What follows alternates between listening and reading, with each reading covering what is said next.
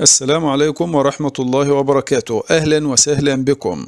خليك ناسي النووي وانسى الميليشيات وانسى كل العناوين اللي اتاكلت لحد ما بقت ملهاش طعم، لأن القصة الحقيقية أو الخط الأحمر بجد والخطر اللي مخوف تل أبيب وواشنطن في نومهم اسمه برنامج الصواريخ الباليستية الإيراني. من أول ثانية لازم تبقى فاهم، احنا مش بنتكلم عن تهديد نظري ولا عن كلام إعلامي للاستهلاك، احنا بنتكلم عن سلاح وتجرب وتحسب وتقاس وطلع مؤلم جدا، ومش بس مؤلم ده كمان مرعب. تل أبيب نفسها بتتكلم إن مش إيران، بتقول مش إيران إن 36 صاروخ بس دمروا حوالي 23 ألف منزل وقتلوا قرابة 29 شخص في تل أبيب. أرقام وفيات قليلة. ليه؟ لأن تل أبيب دولة ملاجئ، دولة عايشة تحت الأرض. لكن السؤال اللي بيقلب معدة أي جنرال، طيب لو بدل 36 صاروخ باليستي إيراني نزلوا فنزل بدلهم 360 أو 1000، هنا بقى يبدأ الرعب الحقيقي. الإنتاج الصاروخي، الأرقام بتخوف بجد. خلينا نكون واقعيين، الكلام عن 3000 صاروخ في الشهر. في شنك إعلامي مبالغة فجة، إنما التقدير الأخطر والأقرب للعقل بيقول إن إيران ممكن توصل لإنتاج 250 ل 300 صاروخ باليستي شهريا بحلول عام 2027. يعني إيه الكلام ده؟ يعني خلال سنتين المخزون الإيراني ممكن يعدي 6000 صاروخ ل 8000 صاروخ، ويمكن 10000 صاروخ باليستي جاهز للإطلاق.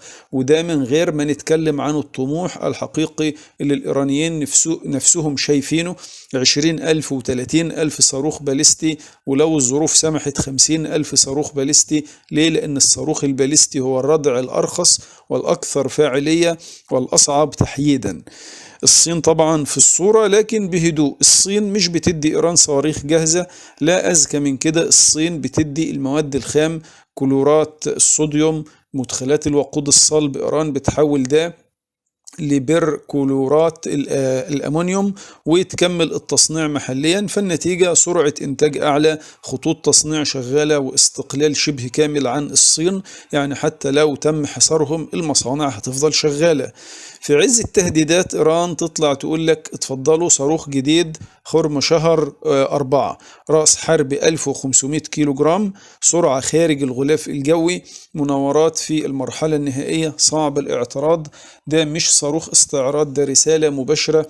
أي منظومة دفاعية هيتم استنزافها مباشرة. حرب ال 12 يوم قالت كل حاجة، حوالي 400 ل 500 صاروخ إيراني، استنزاف مخزون أمريكي ومن تل أبيب ضخم من صواريخ الاعتراض، صاروخ اعتراض سعره 1 ل 3 مليون دولار، درون إيراني سعره 20 ل 40 ألف دولار. المعادلة بتضحكنا على طول، بس ضحك أسود. إيران بتضرب بالرخيص والخصم بيرد بأغلى حاجة عنده.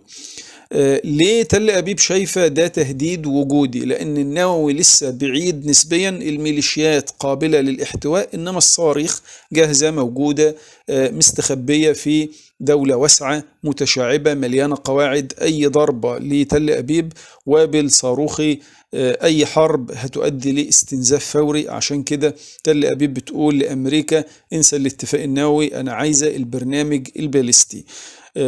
اللي بيحصل في مسقط واللي بيتسرب من نيويورك تايمز واللي قطر بتتكلم فيه كله في إطار واحد، مناورات ما قبل الضربة. ترامب عملها قبل كده، قال إيران عايزة صفقة، إحنا قربنا، وبعدها ضرب. إيران فاهمة اللعبة المرة دي، فالسيناريو الكارثي هو المستنقع. لو حصلت ضربة، إيران هتحتوي الضربة الأولى، تحافظ على القيادات، تحافظ على الصواريخ، توسع نطاق الرد. في بقى تل أبيب، قواعد أمريكا في الخليج، مضيق هرمز، الحوثيين، العراق، سوريا، سرب درونات زائد صواريخ يدي على طول شلل سواء للولايات المتحدة الأمريكية أو لتل أبيب. ترامب بين خيارين أحلاهم مر جدا، يا يضرب ويتورط في حرب إقليمية، يا يتفاوض ويطلع بمظهر الضعيف، والاتنين كارثة كبرى. ليه الصواريخ دي مش هتدخل حيز التفاوض؟ لأنها سلاح السيادة، أداة ردع، بوليسة التأمين الأخيرة للإيرانيين. إيران ممكن تناقش كل حاجة إلا دي، واللي جاي مش اتفاق، اللي جاي يا تهدئة مؤقتة يا انفجار كبير، والشرق الأوسط واقف على حافة البركان. طبعا تل أبيب بتتكلم عن تدمير البرنامج الباليستي الإيراني وكأنه هدف ممكن يتاخد في غارة ولا اتنين. الحقيقة طبعا ده وهم كبير. البرنامج الباليستي الإيراني موزع جغرافيا، مخزن تحت جبال، متحرك، منصات إطلاق متنقلة، ومبني على مبدأ اضربني هرد عليك بأكتر من انت ما ضربت. يعني لو انضربت 30% من القدرات، 70% الباقيين كفيلين يولعوا المنطقة بالكامل. إيران مش القطاع المحتل ومش جنوب لبنان. إيران دولة قارية مساحتها ضخمة جدا، تضاريسها جبلية، عمق استراتيجي حقيقي. أي محاولة لضرب الصواريخ الباليستية لازم تكون طويلة متعددة المراحل وبمشاركة أمريكية مباشرة، وده معناه حرب مش ضربة. أول رد إيراني مش هيبقى عسكري مباشر، أول رد هيبقى تهديد للملاحة، رفع أسعار التأمين، ضرب ثقة الأسواق. برميل النفط مش محتاج يتقفل عليه مضيق هرمز، مجرد التهديد يخليه يولع، واللي يدفع العالم كله وأولهم القارة الأوروبية اللي بتتحمل فاتورة أي حرب أمريكا بتخوضها. أخطر حاجة في أي حرب جاية مش الصواريخ، الخطر الحقيقي هو انكسار صورة الردع الأمريكي. خلاص لو أمريكا ضربت وما قدرتش تكمل، توقف الصواريخ، تحمي تل أبيب بالكامل، تمنع توسع النار، ساعتها الرسالة للعالم هتكون القوى الأمريكية لها سقف خلاص وعرفناه وجبنا آخرها. ودي هدية مجانية لبكين ولموسكو. وحرب ال 12 يوم الماضية اللي كانت من عدة أشهر كانت أكبر دليل على كده، خلت أمريكا وتل أبيب يفكروا 1000 مرة في الإقدام على ضربة جديدة ضد إيران. الصين مش طرف في الضربة، بس هي المستفيد الأكبر من الفوضى ومن إن الضربة تحصل. كل صاروخ بيضرب في الشرق الأوسط بيؤدي لتركيز أمريكي أقل على تايوان، وكل مستنقع جديد بتدخل فيه أمريكا فرصة ذهبية لبكين. إيران بتكسب بالوقت، كل شهر في إنتاج أعلى، خبرة أكتر، تشبع دفاعي للخصم. فإيران مش عايزة تضرب حاليا، عايزة توصل لمرحلة الضربة بقت مكلفة جدا لأي حد عليها.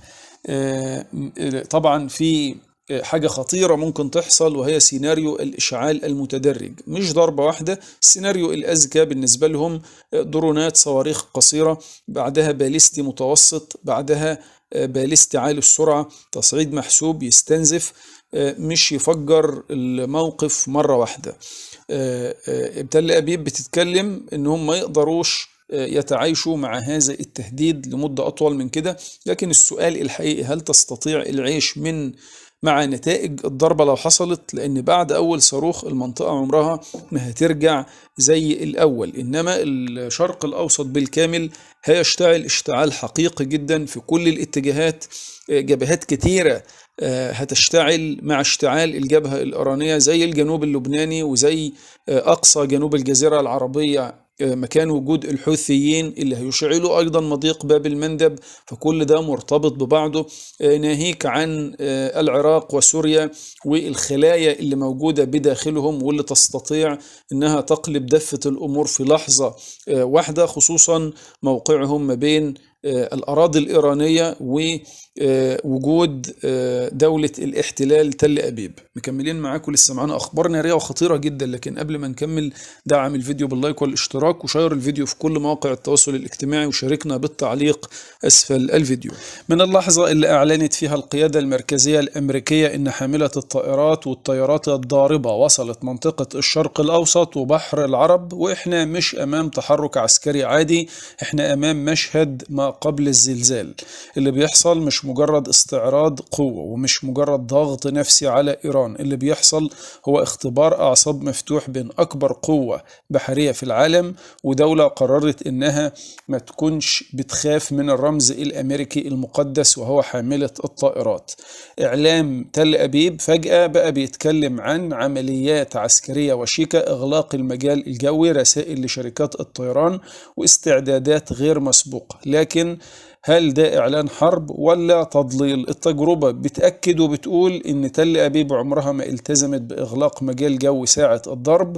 في حرب ال 12 يوم الضرب حصل من غير إنذار، فإغلاق المجال الجوي ممكن يكون تمويه وتغطية أو تحضير لضربة أوسع بكتير من المعلن. يعني ببساطة الكلام المعلن لا يساوي إن أنت بتحضر حاجة تحت الترابيزة. إيران طبعا طلعت وفاجأت العالم كله بكلام خطير جدا. إيران طلعت وقالت بوضوح احنا نستطيع استهداف حاملة الطائرات الأمريكية في بحر العرب، وده طبعا مش كلام حماسي، ده تهديد محسوب على أو بالورقة والقلم. ليه؟ لأن عسكريا استهداف الحاملة مش مستحيل، مش محتاج نووي، مش محتاج مغامرة انتحارية، كفاية يعني إغراق دفاعاتها بالدرونات، استنزاف صواريخ SM-3، ضغط متواصل عليها، وفي لحظة ذكية ضربة نوعية تعمل لها عملية شلل، مش لازم تغرقها، كفاية تطلعها من الخدمة، زي ما حصل قبل كده أمام السواحل اليمنية لما الضربات الحوثية آتت بثمارها واستطاعوا فعلا إجبار حاملة الطائرات الأمريكية على الهروب من أمام السواحل اليمنية. اللي حصل في باب المندب لسه يعني طازة، ما بعدش وما بقاش من زمن قديم، درونات محدودة، صواريخ أقل تطورا، لكن النتيجة بتعمل لحاملة الطائرات ارتباك، فقدان توازن، تقارير عن اقتراب إسقاط F-35. حاملات زي روزفلت وهاري ترومان اتأثرت. لو ده حصل من اليمن، يعني تخيل لو إيران دخلت بثقلها الكامل.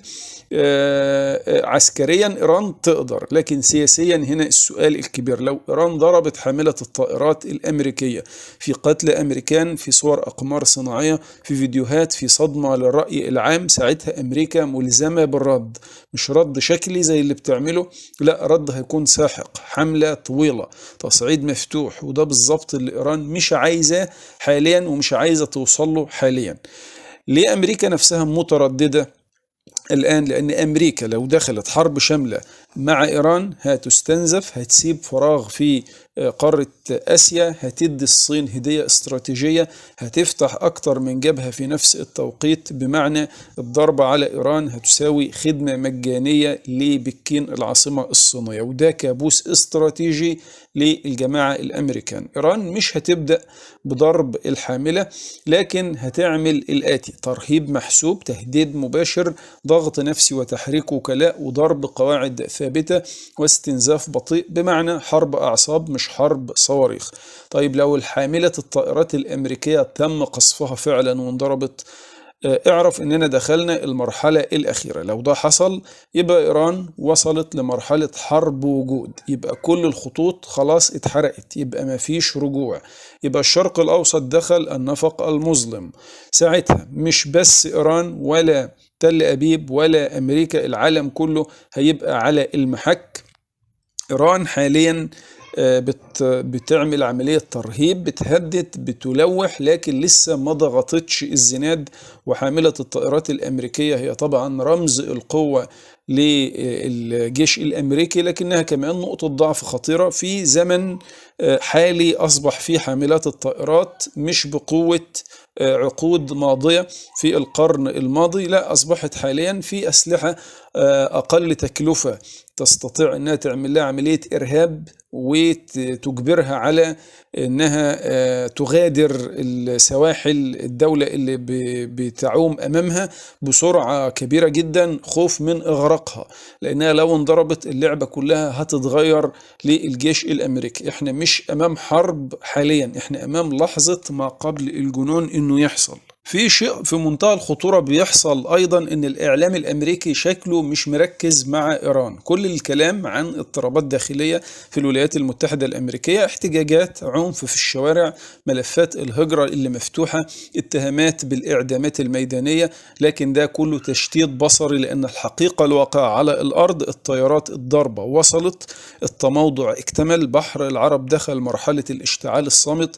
أمريكا ممكن تكون مضغوطة داخليا، لكن عمرها ما تدخل حرب وهي مش جاهزة لهذه الحرب، وإيران أعلنتها بشكل واضح جدا، وتصعيد يعتبر في منتهى الخطورة أمام القوات الأمريكية. حاملة الطائرات إبراهام لينكولن في مرمى الرسالة الإيرانية، إيران طلعت وقالت بوضوح إحنا هنستهدف حاملة الطائرات الأمريكية في بحر العرب، ونقدر نعمل دوت بمنتهى السهولة لو حصل ضغط أكبر على الشارع الإيراني، أو تدخل أو ضربات جوية من الطيارات الضاربة الأمريكية.